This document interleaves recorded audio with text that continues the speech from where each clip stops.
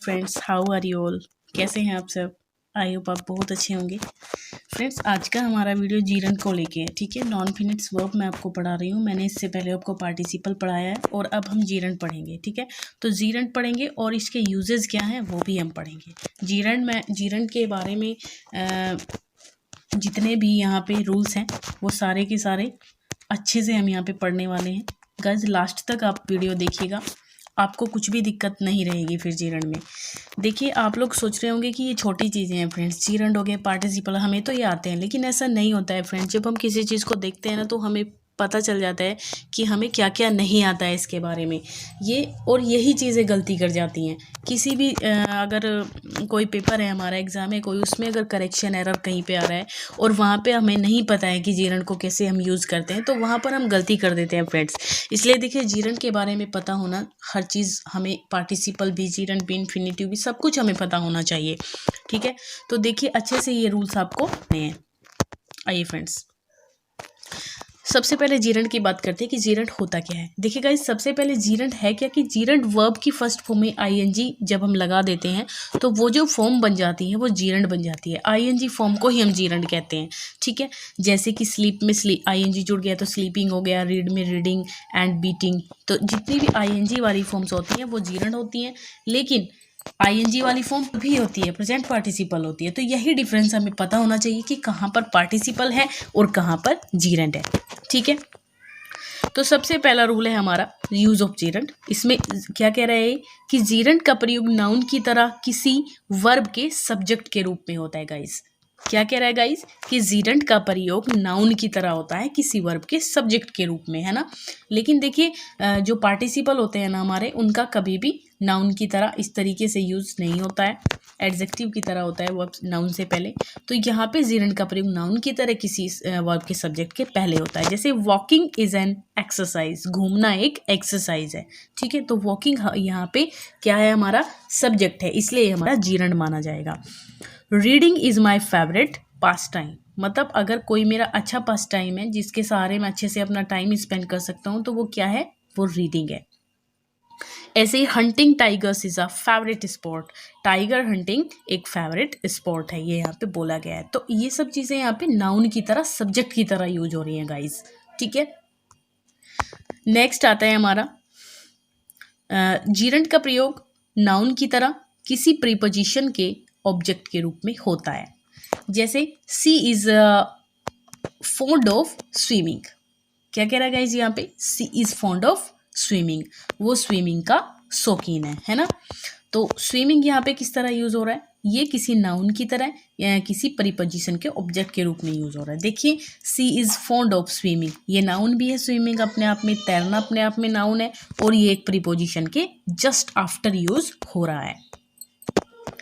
Next बात करें तो जीरंड का प्रयोग नाउन की तरह किसी वर्ब के कॉम्प्लीमेंट के रूप में होता है। गाइस, क्या कह रहा है यहाँ पे कि जीरंड का प्रयोग नाउन की तरह किसी वर्ब के कॉम्प्लीमेंट में। देखिए, कॉम्प्लीमेंट क्या होता है, जो टू बी वर्ब के बाद जो भी हमारा वर्ड्स आते हैं वो हमारे कॉम्प्लीमेंट होते हैं। टू बी वर्ड कौन होती है, इज एम और वॉज वर्ड। तो इनके बाद यदि कोई सेंटेंस में हमारा वर्ड आ रहा है तो वो हमारा कॉम्प्लीमेंट कहलाता है ऑलवेज। तो हर हॉबी इज डांसिंग, उसकी हॉबी क्या है, डांसिंग उसकी हॉबी है। तो इज के बाद यहाँ पे डांसिंग आ रहा है, तो ये इस वर्ब सेंटेंस को पूरा कर रहा है ये वर्ड, तो ये क्या है, यहाँ पे हमारा कॉम्प्लीमेंट है। ठीक है, टू बी वर्ब के बाद हमेशा कॉम्प्लीमेंट ही आता है। टू बी वर्ब में मैंने क्या क्या बताया आपको, इज एम आर और वॉज वर हमारी टू बी वर्ब कहलाती है। नेक्स्ट हमारा सेंटेंस है कि हिज पैसन इज गैम्बलिंग, है ना, उसकी जो पैसन है वो गैम्बलिंग है, तो ये भी हमारा कॉम्प्लीमेंट हो जाता है। नेक्स्ट है गाइज रूल 5, जीरंड का प्रयोग नाउन और प्रोनाउन के अपोजिशन के रूप में होता है। नाउन और प्रोनाउन के अपोज भी इसका यूज होता है, जैसे कि your weave uniting the people is admirable. ठीक है, uniting of people is admirable, your weave. ठीक है, तो यूनिटाइंग हमारा यहाँ पे अपोजिशन में यूज हो रहा है प्रोनाउन की। तो इट इज फुलिश, है ना, इट इज फुलिश, फुलिश क्या है, प्लेइंग फुलिश है। ठीक है, तो ये अपोजिशन में, फुलिश की अपोजिशन में प्लेइंग यहाँ पे यूज हो रहा है, तो विथ मी। ठीक है गाइस, नेक्स्ट हमारा रूल है जीरंड का प्रयोग द के बाद होता है, जैसे the barking of a dog, the running business. इसके बाद है जीरंड का प्रयोग पैसिव के बाद होता है, पजेसिव, सॉरी पैसिव नहीं गाइज, पजेसिव है ये। पजेसिव के बाद होता है, पजेसिव होता है कहीं पे भी अगर किसी चीज़ पे किसी भी व्यक्ति का अधिकार प्रकट होता है, शो किया जाता है सेंटेंस में, तो वो पजेसिव होता है वहाँ पे। जैसे आई पोस्टपोन्ड माई मदर्स गोइंग, मतलब माता का जाना, तो ये अपोस्ट्रोफी एस जहाँ पे भी लगा रहता है ना, तो वो पजेसिव केस में आ जाता है हमारा वर्ड। तो I postponed my mother's going to Rajgir, मैंने राजगीर जाने की जो मेरी मदर्स की का जो डिसीजन था वो मैंने पोस्टपोन्ड कर दिया है ना। तो ऐसे ही वी एप्रिसिएट लताज सिंगिंग, लता की सिंगिंग को मैं एप्रिसिएट करता हूँ। तो लताज सिंगिंग क्या है यहाँ पे, ये भी यहाँ पे पजेसिव है, तो ये पजेसिव की तरह यहाँ पे सिंगिंग इसके साथ यूज हो रहा है। रूल 8 है हमारा, क्या कहता है कि जीरंड का प्रयोग वर्ब के रूप में होता है गाइस। किसके रूप में होता है जीरंड का प्रयोग, वर्ब के रूप में होता है। जैसे कि he was good at playing hockey, hockey खेलने में वो अच्छा है, ठीक है, यहाँ पे ये वर्ब की तरह हमारा जीरंड यूज हो रहा है।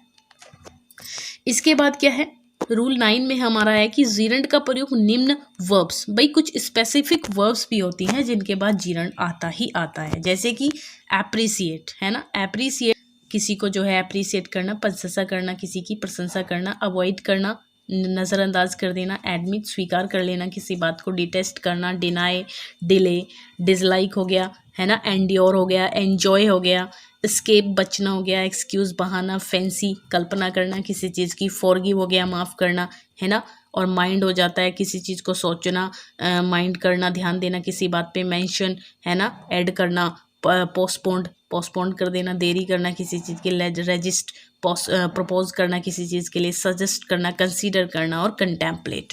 तो ये सारे वर्ड्स के बाद हमेशा ये मतलब हमारा जीरंड आता है ना, इनके वर्ब्स के बाद आता है ऑलवेज। इसके बाद बात आती है भाई कि जीरंड का प्रयोग प्रीपोजिशंस के बाद, जैसे कि कुछ प्रीपोजिशंस हमारी स्पेसिफिक होती हैं, जैसे कि आपका फ्रॉम हो गया है ना, बिफोर हो जाता है, आफ्टर हो जाता है, at, in, on, by, without, for, to और बिसाइड। इनके बाद क्या होता है गाइज, इनके बाद हमेशा ये हमारी वर्ब आती ही आती है। जैसे कि वर्ब नहीं जीरंड आता है, कैसे आता है guys, he saved her from drowning, उसने उसको डूबने से बचाया, तो फ्रॉम ड्राउनिंग आ गया, फ्रॉम ड्राउन। इसके बाद किसी भी जो हमारी मैंने आपको ये प्रीपोजिशंस बताई हैं, इनके बाद हमेशा क्या आता है, हमेशा जीरंड आता है। ऐसे ही ऑन रीचिंग है ना, ऑन के बाद यहाँ पे रीचिंग हमारा जीरंड आया हुआ है। नेक्स्ट रूल में क्या कह रहा है कि जीरंड का प्रयोग अलाउ, एडवाइज, फॉरबिड, अलाउ करना किसी चीज़ के लिए, सहमति देना है ना, एडवाइस देना, सलाह देना, फॉरबिड या फिर मना कर देना, परमिट भी हमारा मतलब आज्ञा देना ही होता है। तो इनके बाद भी हमारा क्या आता है, ऑलवेज जीरंड आता है। जैसे कि he did not allow smoking है ना, ही डिड नॉट, उसने वहाँ पे स्मोकिंग को अलाउ नहीं किया है। माई फादर एडवाइज्ड, मेरे फादर ने मुझे advice the, walking in the morning, सुबह में वॉक करने की गाइस, ठीक है। नेक्स्ट है कि जीरंड का प्रयोग नीचे दिए गए शब्दों के बाद होता है। जैसे कुछ शब्द ऐसे भी होते हैं, जैसे कांट बियर है हमारा, कांट हेल्प है, कांट स्टैंड है, तो इस टाइप के जो हमारे कुछ फ्रेजेस आती हैं, उनमें भी उनके बाद भी हमारा जीरंड आता है। जैसे कि a baby can not bear living away to its mother है ना, बियर कैन नॉट बियर मतलब नहीं बियर कर सकता है एक बच्चा, लिविंग अवे दूर रहना है ना अपनी मॉम से। रूल 13 है, जीरंड का प्रयोग पैसिव सेंस में वर्ब नीड एंड वांट के बाद होता है, ठीक है। पैसिव सेंस में देखिए, इस सेंटेंस पे ध्यान दीजिएगा गाइस, ये सेंटेंस है कि योर कार नीड्स पेंटिंग है ना, तुम्हारी कार को पेंटिंग की ज़रूरत है, मतलब पेंट चाहिए, इसे ख़राब हो रही है ये, लेकिन यहाँ पे ये पैसिव केस में सेंस आनी चाहिए। जैसे कि your car needs to be painted, ऐसे हो सकता है अगर टू बी पेंटेड मतलब पेंटेड होनी चाहिए, इस टाइप से हमारा सेंटेंस बन रहा है, तो वहाँ पे हम नीड्स पेंटिंग भी कर सकते हैं। टू बी पेंटेड की जगह पे गाइस हम नीड्स पेंटिंग भी कर सकते हैं, लेकिन सेंस यहाँ पे पैसिव आनी चाहिए, ठीक है। इसके बाद यहाँ नोट भी है कुछ, गो और जीरंड, जैसे गो के बाद भी जीरंड मैक्सिमम आता है, जैसे कि गो वॉकिंग है ना, गो राइडिंग, इस टाइप से। रूल 14 में क्या है कि जीरंड का प्रयोग एडजेक्टिव प्लस प्रीपोजिशंस के बाद होता है। जैसे कि एडिक्टेड टू के बाद जीरंड आएगा, बात ऑन के बाद जीरंड आएगा, कॉन्फिडेंट ऑफ के बाद जीरंड आएगा। तो कहीं पर भी अगर हमारा एडजेक्टिव है, भाई एडिक्टेड क्या है, किसी चीज़ का एडिक्ट होना, ये अपने आप में एडजेक्टिव है ना। बेंट ऑन होना, बंधा हुआ होना एडजेक्टिव है, कॉन्फिडेंट होना एडजेक्टिव है। तो ये सारी चीज़ें एडजेक्टिव है गाइस। तो एडजेक्टिव के बाद अगर प्रीपोजिशन उसमें ऐड हुई हुई है तो उसके तुरंत बाद हमारा जीरंड आता है ऑलवेज। ठीक है गाइस, तो देखिए ये हमारा आज का लेक्चर था। आई होप आपको समझ आ गया होगा, जीरंड क्लियर हो गया होगा अच्छे से। तो नेक्स्ट क्लास मैं आपके लिए जल्दी से लेकर आती हूँ गाइस। प्लीज़ अगर आपको अच्छा लगता है, मेरी वीडियोस आपको अच्छी लगती है तो प्लीज़ लाइक कीजिए, शेयर कीजिए एंड कमेंट कीजिए, ताकि मैं अच्छे से अच्छी कंटेंट आपके लिए लेके आती रहूँ। Thank you so much.